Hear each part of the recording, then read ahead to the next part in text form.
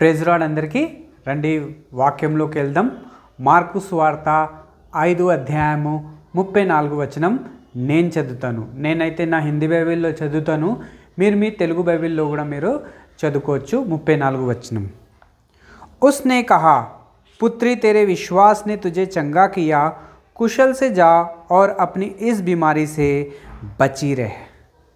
యేసు ప్రభు ఆ స్త్రీతో చెప్తున్నాడు, కుమార్తె నీ విశ్వాసంని బట్టి నువ్వు స్వస్థపడ్డావు, ఇక సంతోషంతోనే తిరిగి ఇంటికి వెళ్ళిపో, మళ్ళీ ఈ రోగం ఎప్పటికీ నీకు రాదు అని యేసయ్య ఆ స్త్రీకి చెప్తూ ఉన్నాడు. ఆ స్త్రీ సంతోషంతో తిరిగి ఇంటికి వెళ్ళిపోయింది. రండి మనం ప్రార్థన చేద్దాం సహాయం కోసం. మీరు కూడా ప్రార్థన చేయండి, ప్రభా నాతో ఈరోజు మాట్లాడు అని. प्यारे प्रभु जी, धन्यवाद स्तुति और बड़ाई के साथ आपके चरणों में आके झुक जाके धन्य प्रणाम करते हैं. समय दिया है धन्यवाद देते हैं.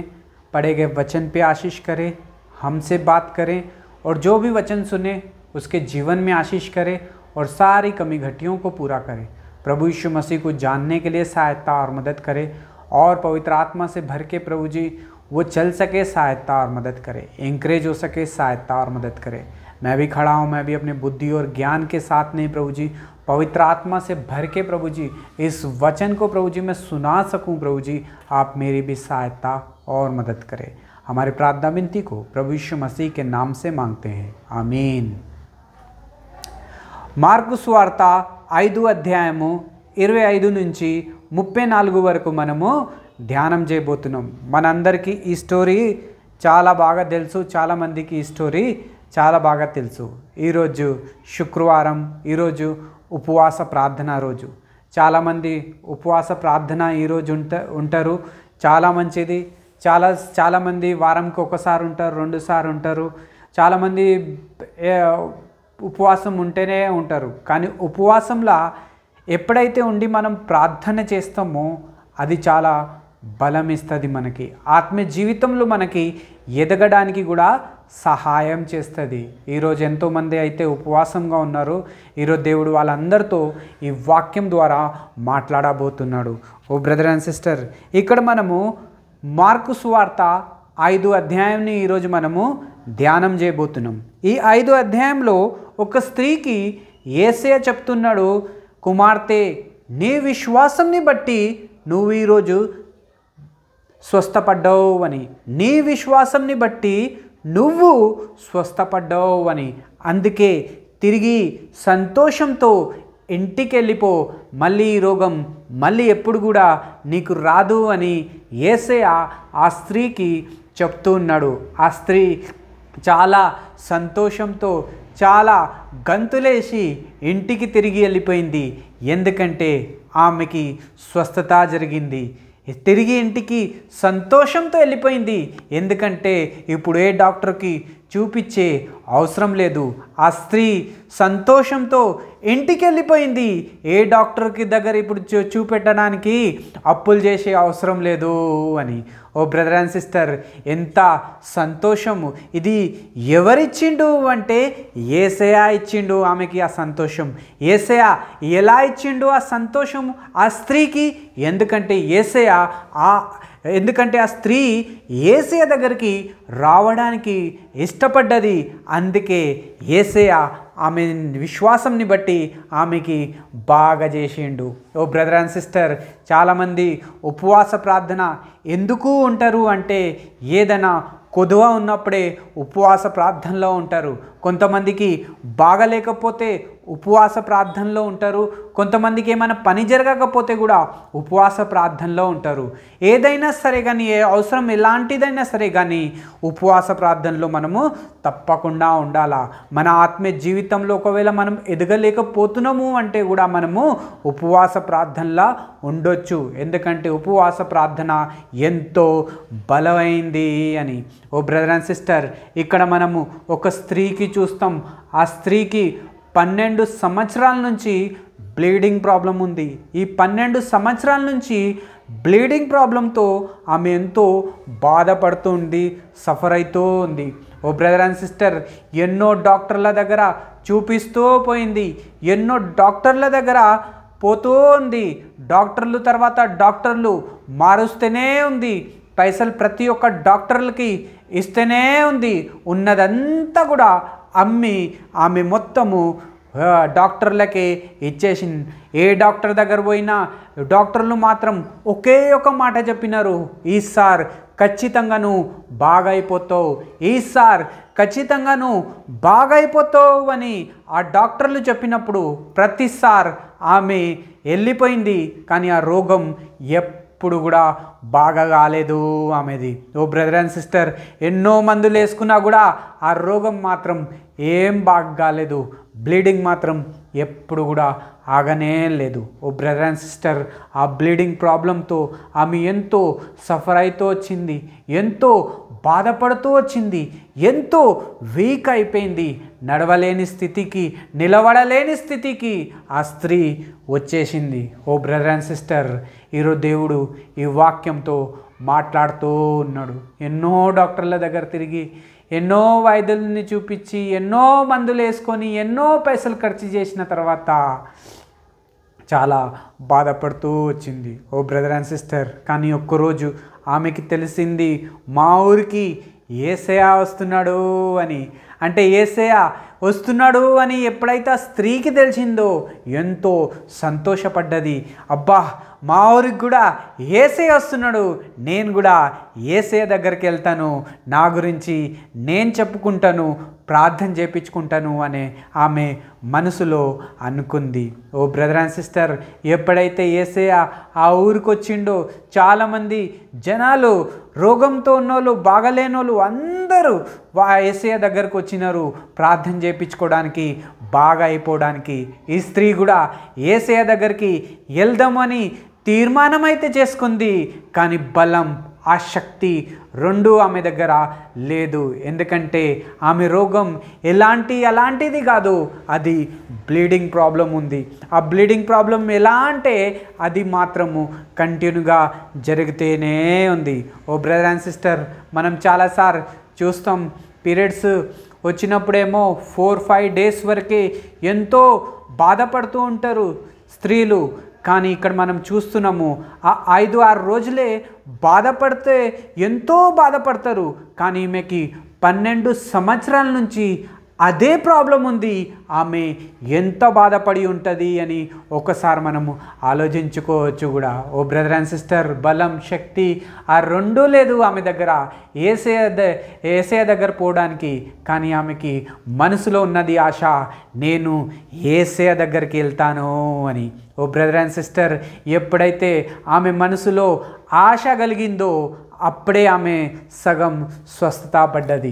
ఓ బ్రదర్ అండ్ సిస్టర్, ఎంతోనో అంతనో కష్టపడి ఏదో ఒకటి చేసి నేను యేసు ప్రభు కనీసం బట్టలన ముట్టుకుంటాను అని మనసులో ఆమె ఆశపడ్డది. ఓ బ్రదర్ అండ్ సిస్టర్, ఎంతో కష్టపడి ఎంతో పబ్లిక్ ఉన్న ప్లేస్లో కూడా ఆమె పోయి యేసు ప్రభు బట్టల్ని ముట్టుకుంది. ఓ బ్రదర్ అండ్ సిస్టర్, వెంటనే ఆమె స్వస్థత పొందుకుంది.